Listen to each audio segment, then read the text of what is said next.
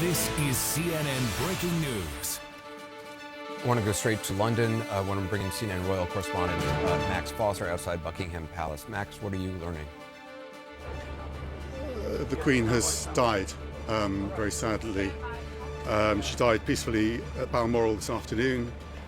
The King and Queen Consort were referenced there to Charles. He automatically becomes King, will remain at Balmoral this evening and will return to London tomorrow. I'm just going to look at another email I just received, if there's any extra there.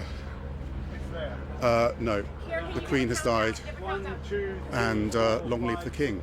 I'm not going to call him King Charles because we don't know what his name will be, but all we know is the Queen died peacefully at Balmoral this afternoon,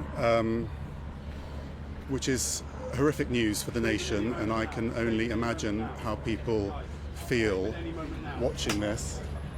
You'll see that the flag over Buckingham Palace has been lowered to symbolise the Queen's death. I don't know quite what to say. I mean, this was the news we were dreading, but obviously what happened this afternoon was the Queen died and the family were informed and they headed up to Balmoral and they are there to pay their respects. There's a very clear process that follows.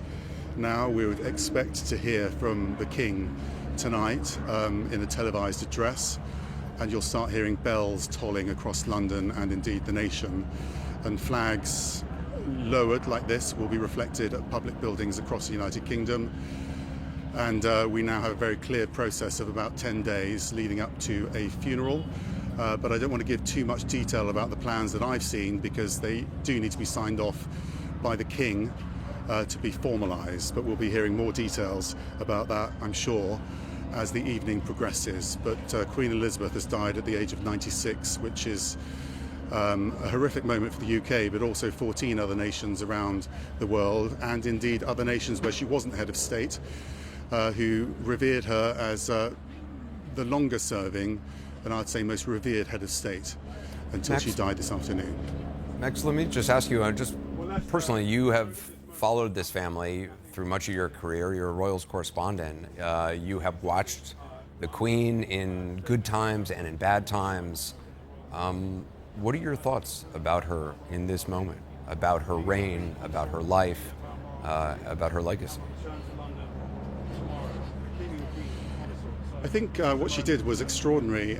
She came to the throne in her 20s with a crumbling empire and many people talking about the death of the monarchy. And somehow she turned that into one of the most successful, arguably the most successful monarchy that Britain has ever seen. She reigned over a tumultuous period of British history, the media revolution, a loss of reverence in society.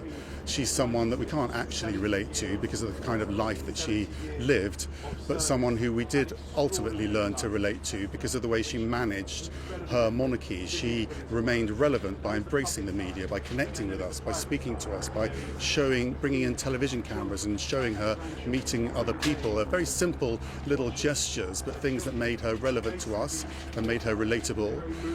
She also was there in times of grief. Any national moment, we would look to her and she would be there for us. We would see her at regular events over the course of the year, so she tiptoed through our lives and she was always there. I think what is going to be very difficult is for us not to see her in our ultimate moment of grief, which is her dying. And we will now look to the King. We'll wait to hear whether or not the King keeps the name Charles, whether he's King Charles or he chooses another name. We will get details on that when a placard is put up there on the forecourt at Buckingham Palace, where he will, the formal announcement will be made and there'll be a reference to his name. We know that Camilla is now the Queen Consort, so she is Queen Camilla. Prince William is now the Duke of Cornwall.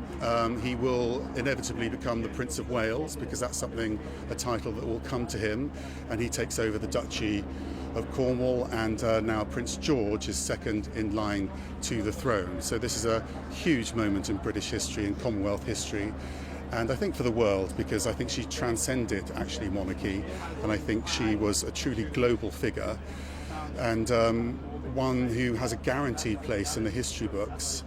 And I'm now looking down at those people gathering outside the palace gates, and I think those numbers will escalate, and it will be a very emotional scene as this news sets in.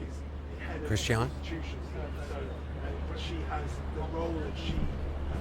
It is very extraordinary to hear Max describe what's happened and keep using the word King Charles, King, the new king, because for 70 years this country and the world has only known a queen, Queen Elizabeth.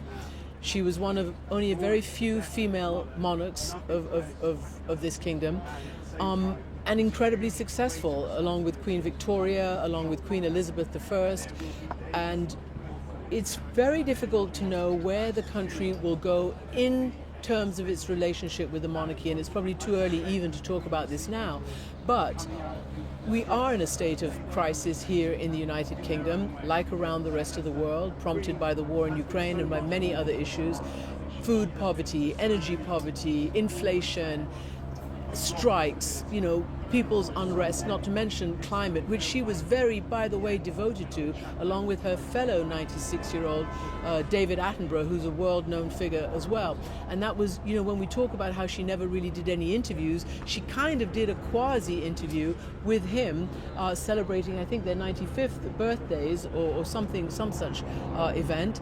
And it was just amazing to see how she was, in her own way, really on the curve of important issues like the climate. Her late husband, Prince Philip, was very much on that issue as well.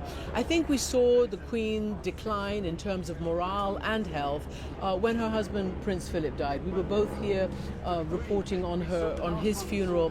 It was the last time we saw the Queen really out in public. Yes, we did on her Jubilee, but that was in the middle of COVID. She was all on her own, and I remember people speculating then about how she might continue her life without the man who was her life partner, not just personally but also professionally. And she did decline quite significantly after that with COVID. She had a bout of COVID with this euphemistically phrased mobility problems, which, she was 96 years old. Yeah, she had some trouble walking, but she was so often viewed standing, even in the last months, even in the last couple of days, as we pored over that last picture of her greeting her latest and her last Prime Minister, Liz Truss, the 15th Prime Minister of this country. We've heard from former Prime Ministers just before this announcement was made, Tony Blair, David Cameron, from different parties, wishing her and the family well, concerned about the news that was coming out in the past several hours. And as we've said, we know that President Biden, he's, I believe, the 14th or so president that she has known. She first knew President Truman and all the other US presidents. And yes, she's been the head of the Commonwealth. She's been surrounded by world leaders throughout the last 70 years and has given a message, I guess, of continuity. I guess that's it, continuity and stability in a very, very turbulent world, particularly throughout her reign.